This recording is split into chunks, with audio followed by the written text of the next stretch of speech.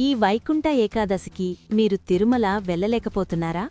అందరూ ఉత్తరద్వార దర్శనం కోసం పరుగులు తీస్తుంటే నేను మాత్రం వెళ్ళలేకపోయానే, స్వామిని చూడలేకపోతున్నానే అనే వెలితి మిమ్మల్ని బాధిస్తోందా? సంవత్సరాల తరబడి పూజలు చేస్తున్నారు, వ్రతాలు చేస్తున్నారు, కాని ఏదో ఒక కారణం వల్ల అనుకున్న సమయానికి దైవదర్శనం దొరకకపోతే నా భక్తిలో లోపముందా, దేవుడు నన్ను దూరం పెడుతున్నాడా అనే సందేహం మీలో మొదలైందా?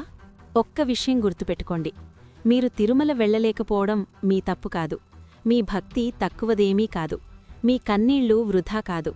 ఈ వీడియో కేవలం మీకోసమే.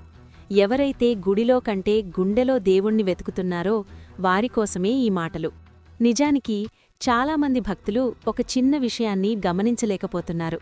అదే వారిని అసలైన ఆనందానికి దూరం చేస్తోంది. అది టిక్కెట్ దొరకకపోవడం కాదు, డబ్బు లేకపోవడం కాదు. అసలు సమస్య ప్రదేశం, ప్లేస్లో లేదు, మీ భావనలో ఉంది. మీరు గమనించే ఉంటారు, కొంతమంది తిరుమల వెళ్లి గంటల తరబడి క్యూలో నిలబడి స్వామిని చూసి వచ్చినా కూడా వారి మనసులో ఏదో తెలియని అసంతృప్తి, కోపం, చిరాకు మిగిలే ఉంటాయి. ఎందుకంటే వాళ్లొక సూక్ష్మమైన అంతర్గత రహస్యాన్ని మిస్ అవుతున్నారు. ఈ రహస్యం గనక మీకు తెలిస్తే మీరు ఎక్కడికీ వెళ్లాల్సిన అవసరం లేదు. వైకుంఠమే మీ దగ్గరకు వస్తుంది. అది ఏమిటో ఈ వీడియో చివరిలో మీకే అర్థమవుతుంది. అది తెలిసాక మీ భక్తి మార్గం పూర్తిగా మారిపోతుంది. మొదట ఒక్క విషయం అర్థం చేసుకోండి, భగవంతుడు లెక్కల మాస్టారు కాదు. మీరు ఎన్నిసార్లు తిరుమల మెట్లెక్కారు, ఎన్ని గంటలు క్యూలో నిలబడ్డారు అని ఆయన మార్కులు వేయడు. మీరు వెళ్లలేకపోయినంత మాత్రాన ఆయనకు మీపై కోపం రాదు. ప్రభుజీ చెప్పినట్లుగా భగవంతుడు భావగ్రాహి. ఆయనకు కావాల్సింది మీ శ్రమ కాదు, మీ ప్రేమ. మీరు అనారోగ్యం వల్లనో, ఆర్థిక ఇబ్బందుల వల్లనో, లేదా బాధ్యతల వల్లనో గుడికి వెళ్లలేకపోతే అది దేవుడు విధించిన శిక్ష కాదు. బహుశా ఆయన మిమ్మల్ని బాహ్య ప్రయాణం ఆపి అంతర్ప్రయాణం చేయమని కోరుకుంటున్నాడేమో. రిలాక్స్ అవ్వండి, ఆయన మీ హృదయంలోనే ఉన్నారు. ఆయనని చూడడానికి వీసా అక్కర్లేదు, దర్శనం టిక్కెట్టు అస్సలే అక్కర్లేదు. దీని గురించి ఒక అద్భుతమైన నిజజీవిత సంఘటన చెప్తాను, వినండి. ఒకసారి ఒక చిన్న పిల్లవాడున్నాడు. ఆ రోజు వైకుంఠ ఏకాదశి. అందరూ గుడికి వెళ్తున్నారు, ఉత్తరద్వార దర్శనం చేసుకుంటున్నారు.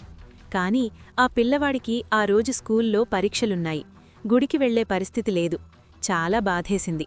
అందరూ వైకుంఠంలో స్వామిని చూస్తుంటే నేనిక్కడ పుస్తకాలతో కుస్తీ పడుతున్నానే అని ఏడవలేదు. ఆ పిల్లవాడేం చేశాడంటే తను రోజూ పూజ చేసుకునే చిన్న కృష్ణుడి విగ్రహాన్ని తీసుకున్నాడు. తన ఇంట్లోనే తన గదికి ఉన్న తలుపు సరిగ్గా ఉత్తరం వైపుకే ఉంది. వెంటనే ఆ పిల్లవాడికి ఒక ఆలోచన వచ్చింది. ఆ తలుపునే వైకుంఠద్వారంగా మార్చేశాడు. దానికి చిన్న చిన్న పువ్వులు, తోరణాలు కట్టాడు. ఇక్కడే అసలైన మలుపు ఉంది. ఆ పిల్లవాడు ఆ తలుపుని కేవలం చెక్క తలుపుగా చూడలేదు. తన మనసులో సంకల్పించుకున్నాడు, ఇది మామూలు ద్వారం కాదు, సాక్షాత్తు వైకుంఠద్వారం అని. సమయం రాగానే భక్తితో ఆ తలుపులు తెరిచి లోపల ఉన్న కృష్ణుణ్ణి ఉత్తరద్వార దర్శనంగా భావించి నమస్కరించుకున్నాడు. ఆయన పెద్దయ్యాక ఏమన్నారో తెలుసా? నేను ఎన్నోసార్లు తిరుమల వెళ్లాను, కాని ఆ చిన్నప్పుడు మా ఇంట్లో చేసుకున్న ఆ దర్శనమిచ్చే ఆనందం నాకు మరెక్కడా దొరకలేదు అని. చూశారా, ఆయన విగ్రహాన్ని మార్చలేదు, పెద్ద పెద్ద యాగాలు చేయలేదు, కేవలం తన భావన అంటే మైండ్ సెట్ లేదా ఫీలింగ్ ను మార్చుకున్నాడు. ఇదే చాలామంది మిస్ అవుతున్న కీ పాయింట్. దీనినే శాస్త్రంలో మానసిక దర్శనం అంటారు. మనమనుకుంటాం శరీరం వెళ్తేనే దర్శనమవుతుందని, కాని మనసు వెళ్తేనే అసలైన దర్శనం. ప్రభుజీ చాలా స్పష్టంగా చెప్పారు, మీరు తిరుమల వెళ్ళి తోపులాటలో చిరాకు పడుతూ ఎప్పుడు బయటపడతామా అని అనుకుంటూ స్వామిని చూస్తే అది దర్శనమే కాదు. అదే మీ ఇంటి పక్కన ఉన్న చిన్న రామాలయంలోనో లేదా మీ ఇంట్లోని పూజాగదిలోనో కూర్చుని స్వామి నువ్వు ఎక్కడో లేవు, నాలోనే ఉన్నావు అని ఒక్క క్షణం కళ్ళు మూసుకుని నమస్కరిస్తే ఆ ఫలితం తిరుమల దర్శనం కంటే ఎక్కువ. భక్తి అనేది జిమ్నాస్టిక్స్ కాదు, అది ఒక ఎమోషన్. మీరు ఎక్కడ ఉన్నారు అనేది ముఖ్యం కాదు, మీ మనసు ఎక్కడ ఉంది అన్నదే ముఖ్యం. సరే, మరి ఈ వైకుంఠ ఏకాదశికి మీరు ఏం చెయ్యాలి? చాలా సింపుల్. దీనికోసం మీరు ఎక్కడికి వెళ్లాల్సిన పనిలేదు. స్థలం మీ ఇంట్లో ఒక ప్రశాంతమైన మూల లేదా మీ పూజా గదిని ఎంచుకోండి. సమయం: ఏకాదశి రోజు ఉదయాన్నే స్నానం చేసి ప్రశాంతంగా కూర్చోండి. మానసిక యాత్ర: కళ్ళు మూసుకోండి. మీరు తిరుమల కొండలు ఎక్కుతున్నట్లు ఊహించుకోండి. గాలిగోపురం దాటారు, పుష్కరిణిలో స్నానం చేశారు, వరాహస్వామిని దర్శించుకున్నారు. దర్శనం: ఇప్పుడు క్యూలో వెళ్తున్నారు, బంగారు వాకిలి దాటారు, ఎదురుగా ఆ 7 కొండలవాడు దివ్య మంగళ స్వరూపంతో నవ్వుతూ మీకు దర్శనమిస్తున్నాడు. సమర్పణ: స్వామి పాదాల దగ్గర మానసికంగా ఒక తులసిదళాన్ని సమర్పించండి. ఇంతే, ఇది చాలు. ఈ మానసిక దర్శనం వల్ల వచ్చే పుణ్యం ప్రత్యక్ష దర్శనం కంటే ఏమాత్రం తక్కువ కాదు. ఇలా చేయడం వల్ల ఏం జరుగుతుంది? మొదట మీలో ఆందోళన పోతుంది. నేను వెళ్ళలేకపోయాను అనే బాధ మాయమై స్వామి నా దగ్గరే ఉన్నాడు అనే ధైర్యం వస్తుంది. మీరు గమనించండి, బయట ప్రపంచంలో మార్పులు రావడానికి టైం పడుతుంది, కానీ మీ లోపల మార్పు వెంటనే మొదలవుతుంది. ఎప్పుడైతే మీరు బాహ్య ఆడంబరాల కంటే అంతర్గత భావనకి విలువ ఇస్తారో అప్పుడు మీ భక్తి వ్యాపారం నుండి ప్రేమగా మారుతుంది. ప్రశాంతత మీ సొంతమవుతుంది. మీ ఇల్లే ఒక వైకుంఠమవుతుంది.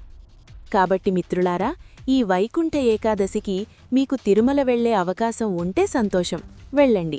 కానీ వెళ్ళలేకపోతే అస్సలు బాధపడకండి. మీ ఇంటి దగ్గర ఉన్న ఆలయానికి వెళ్ళండి, అక్కడ సేవ చేయండి, లేదా ఇంట్లోనే కూర్చుని స్వామిని స్మరించుకోండి. మీ పిలుపు వినడానికి స్వామికి దూరం అడ్డు కాదు. మీ ఆవేదన, మీ ప్రార్థన ఆయనకు తెలుసు. మీరు ఎక్కడ ఉంటే అదే ఆయనకి వైకుంఠం. నిజమైన భక్తి మనల్ని మార్చాలి, ప్రదేశాల్ని కాదు. ఈ ఏకాదశి మీ జీవితంలో కొత్త వెలుగులు నింపాలని, ఆ శ్రీనివాసుడి కృప మీపై ఎప్పుడూ ఉండాలని కోరుకుంటూ, సర్వం శ్రీ వెంకటేశ్వరార్పణం. ఓం నమో వెంకటేశాయ. శుభం. ఈ వైకుంఠ ఏకాదశి రోజు మీరు తిరుమల వెళ్ళకపోయినా అంతకు మించిన పుణ్యం పొందడానికి ఒక 5 స్టెప్ యాక్షన్ ప్లాన్ ఇస్తున్నాను. నోట్ చేసుకోండి. 1. బ్రహ్మ ముహూర్తంలో మేల్కొలుపు 4 AM to 5:30 AM. సాధారణ రోజుల కంటే ముందు లేవండి. స్నానం చేసి శుభ్రమైన బట్టలు, సాధ్యమైతే తెలుపు లేదా పసుపు ధరించండి. టీవీ ఆన్ చేయకండి, ఫోన్ చూడకండి. ఆ ప్రశాంతమైన సమయంలో దీపం వెలిగించండి. 2. ఉత్తర ద్వార సృష్టి. మీ పూజాగదిలో లేదా దేవుడి పటాన్ని ఉత్తరం వైపు ముఖం ఉండేలా పెట్టలేకపోతే పర్వాలేదు. మీరు ఉత్తరం వైపు తిరిగి కూర్చోండి, లేదా ప్రభుజీ చెప్పినట్టు మీ ఇంట్లో ఉత్తరం వైపున్న ద్వారాన్ని అలంకరించి మానసికంగా స్వామిని ఆహ్వానించండి. 3. విష్ణు సహస్రనామ పారాయణం. ఈరోజు విష్ణు సహస్రనామం వినడం కాదు, చదవడానికి ప్రయత్నించండి. రాకపోతే ఓం నమో నారాయణాయ అనే అష్టాక్షరీ మంత్రాన్ని 108 సార్లు రాయండి లేదా జపించండి.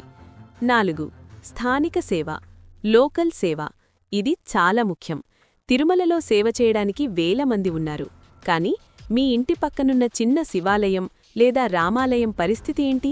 అక్కడ బూజు దులపడానికి కూడా ఎవరూ ఉండరు.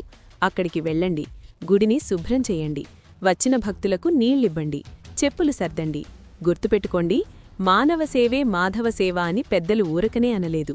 అక్కడ మీరు చేసే చిన్న సేవ వెంకటేశ్వరస్వామికి నేరుగా అందుతుంది. 5. ఉపవాసం, జాగరణ. ఆరోగ్యం సహకరిస్తే ఉపవాసం ఉండండి, లేదా పలహారం తీసుకోండి. రాత్రి జాగరణ అంటే సినిమాలు చూడటం కాదు, భగవంతుని కథలు చదవడం, కీర్తనలు వినడం. వైకుంఠం అనేది ఒక ప్లేస్ కాదు, అది ఒక స్థితి, స్టేట్ ఆఫ్ మైండ్. రాక్షసుడైన రావణుడు, హిరణ్యకశపుడు కూడా భగవంతుణ్ణి చూశారు, కాని ద్వేషంతో చూశారు కాబట్టి వారికి ముక్తి దొరకలేదు. కాని శబరి, గుహుడు, విదురుడు వీరు గుడికి వెళ్లలేదు, కాని గుండెలో ప్రేమను నింపుకున్నారు. అందుకే భగవంతుడే వారి దగ్గరకు వెళ్లాడు. ఈ వైకుంఠ ఏకాదశికి మీరు ఒక్కటే సంకల్పం చేసుకోండి: నాలో ఉన్న చెడు ఆలోచనలను వదిలేస్తాను, నా కర్తవ్యాన్ని దైవకార్యంగా భావించి చేస్తాను. ఎప్పుడైతే మీరు మీ పనిని నిజాయితీగా చేస్తారో, ఎప్పుడైతే సాటి మనిషికి సహాయం చేస్తారో, అదే అసలైన వైకుంఠ ఏకాదశి. రేపు ఉదయం లేవగానే దిగులుతో కాదు, చిరునవ్వుతో రోజుని ప్రారంభించండి. మీ ఇంటినే తిరుమలగా మార్చుకోండి. ఆ వెంకటేశ్వరస్వామి ఆశీస్సులు మీరు ఎక్కడున్నా మీకు తప్పక అందుతాయి. ఈ వీడియో మీకు ఆత్మవిశ్వాసాన్నిచ్చిందని భావిస్తున్నాను. తిరుమల వెళ్లలేకపోయామన్న బాధ పోయి మానసిక దర్శనం చేసుకునే భాగ్యం కలిగిందని ఆనందంగా కామెంట్ సెక్షన్లో ఓం నమో వెంకటేశాయ అని టైప్ చేయండి. ఆ నామస్మరణతోనే మన పూజ పూర్తవుతుంది. సర్వం శ్రీకృష్ణార్పణం. స్వస్తి.